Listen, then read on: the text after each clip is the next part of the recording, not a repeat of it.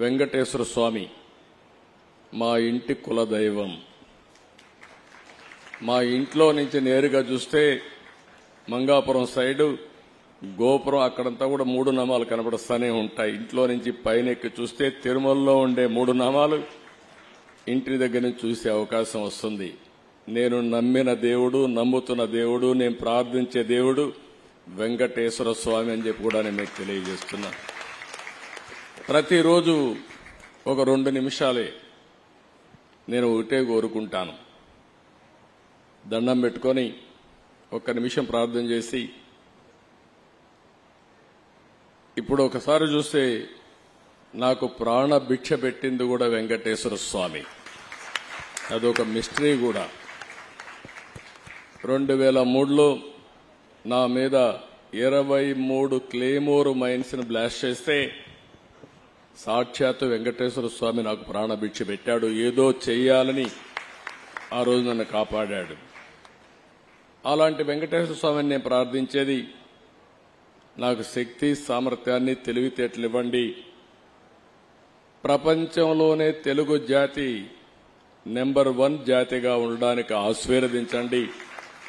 ప్రపంచంలోని ఇండియన్స్ అందరూ కూడా గ్లోబల్ సర్వీసెస్ అంటే ప్రపంచంలో ఉండే ప్రజలకు సేవలు అందించే అవకాశాన్ని కల్పించండి.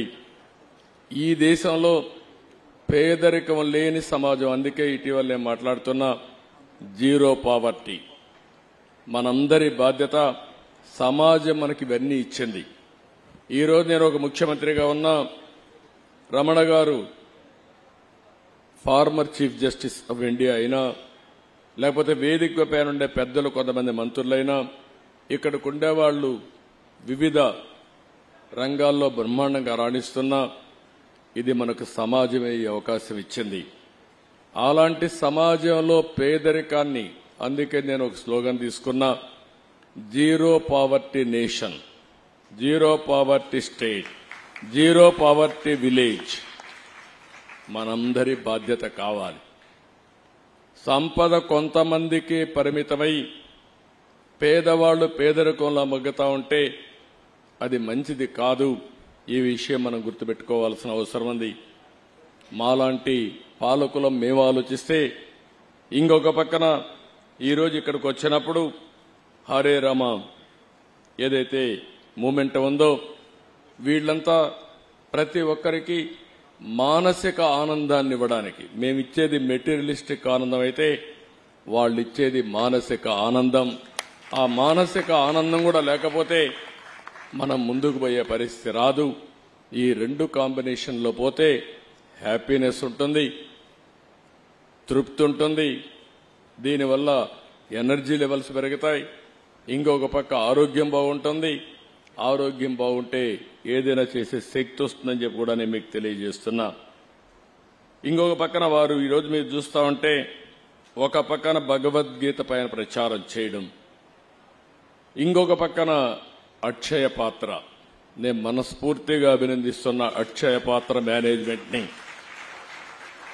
మధు పండిట్ దాస్ గారి నేతృత్వంలో అక్షయ పాత్ర బెంగళూరు హెడ్ క్వార్టర్గా వారు ఉండి నడిపిస్తున్నారు. ఆ రోజు శ్రీకృష్ణుడు ఆలయం ఉన్న 10 కిలోమీటర్లో ఎవరు కూడా ఆకలితో బాధపడకూడదనే ఆలోచనతో ఆ రోజు శ్రీ లాలా ప్రభుపాద స్ఫూర్తితో ఈ అక్షయ పాత్రని ప్రారంభించారు. 23 సంవత్సరాల్లో 400 కోట్ల మందికి భోజనం పెట్టగలిగారు. మనస్ఫూర్తిగా అభినందిస్తున్న ఈ ఆర్గనైజేషన్. ప్రభుత్వం నిర్వహిస్తున్న మిడ్ డే మీల్స్ లో అయితే మధ్యాహ్న భోజనంలో మామూలుగా నాణ్యత లేని భోజనం నుంచి పరిశుభ్రంగా, చాలా పరిశుభ్రంగా ఉండమే కాదు, క్వాలిటీనే కాదు, న్యూట్రిషియస్ ఫుడ్ ని వీళ్ళు అందించే పరిస్థితిలో ఉన్నారు.